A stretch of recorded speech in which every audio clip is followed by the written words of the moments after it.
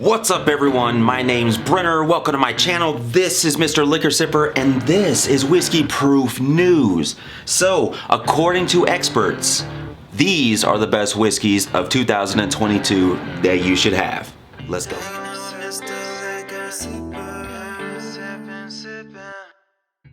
Alright, so America isn't always about bourbon. You probably knew that already though.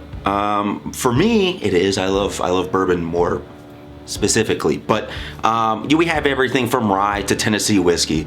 America is producing some of the top tier spirits these days, and they're getting some recognition from the San Francisco World Spirits Competition, also known as SFWSC. So if you hear me say that later on, you know what it is. It's basically just the competition itself. So early this year, the world's largest spirits judging competition gathered nearly 70 judges to taste almost 5,000 spirits. And on May 26th, the San Francisco World Spirits Competition announced the latest batch of finalists. The US made whiskeys. These are gonna be the finalists. All right, so first we have rye whiskey. WhistlePig, the Boss Hog, number 8, La Pou's Pacific, or Le Pou's Pacific. So this bottle right here is gonna come in at a 52.4% alcohol by volume. WhistlePig is probably one of my favorite whiskeys that I have personally. I think I've probably bought, in my duration of interest with whiskey, probably 4 to 6 same 10-year bottles. Anyway, WhistlePig is out of Vermont.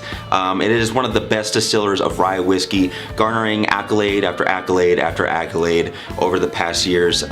It's aged in American oak.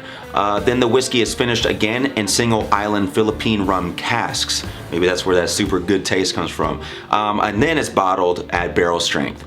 This expression offers tropical fruit notes with cocoa and spicy accents. And for this bottle, you're gonna have to dig down real deep into your pocket. It's gonna cost you $512 for this bottle. Next on the list is Lock, Stock, and Barrel 21-year-old straight rye whiskey. Now, the alcohol by volume for this specific bottle is 55.5%. This full-bodied rye was first barreled in May 1999 with a 100% rye mash bill. Now, expect flavors of coffee and coconut that ends with a bit of smoky leather, and the price point for this one is $490. Next on the list, we have New England Barrel Company Single Barrel Select Rye.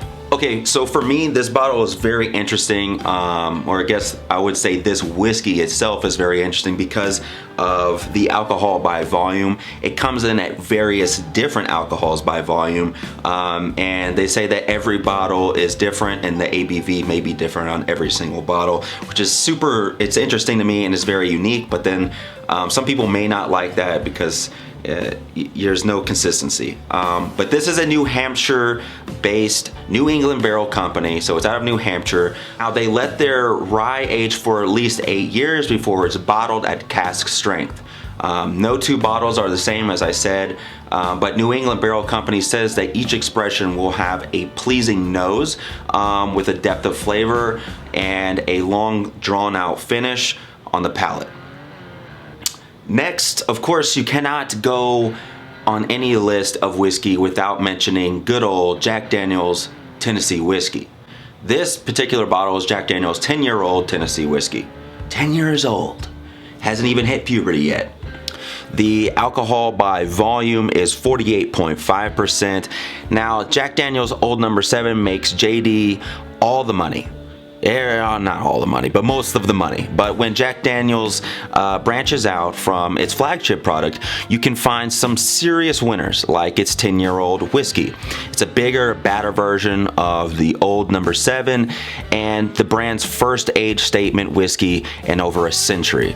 This bottle in particular will be priced at $399. I was really surprised to see this particular bottle on the list. George Dickel Bottled in Bond. I have in the past done a review about it and was pleasantly surprised. It comes in at an alcohol by volume of 50%. George Dickel is making some of the best bottled in bond whiskey around, and its expression from spring 2007 was a finalist at this year's competition.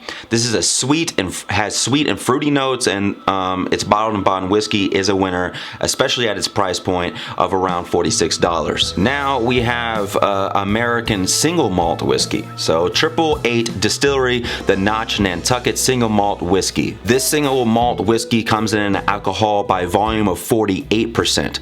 The single malt whiskey from 888, based out of Nantucket, is noted as having flavors of wood, tannins, vanilla, and orchard fruits. Seems pretty basic to me. I did not get a price on this one in particular. Next we have the Texas Balcones or Balcones, however you like to say it. I say Balcones. I don't even know if that's right, but that's how I say it. The alcohol by volume is 54.8%. It is not your typical Balcones whiskey. This one is the Mirador release, which is an annual release. This distillery comes out of Texas in Waco, and it produces a large variety of different spirits itself. And then this bottle here is actually a blend of the distillery's pot distilled single malt mash, and then it's aged in a second fill cask anywhere between 2 to 5 years. The price point for this one is $88. Now next we have Bernheim Original Kentucky Straight Wheat Whiskey. So you can expect this straight wheat whiskey to come at 45% alcohol by volume. It's wheated whiskey and it goes beyond pappy. And the price point for this one is $33. Bernheim is a bottle to try. I have not tried it. This is just what the competition says. So the whiskey is distilled at a Bernheim's distillery before it's aged for 5 years at Heaven Hill. Again, it's $33. I'm gonna look for this bottle.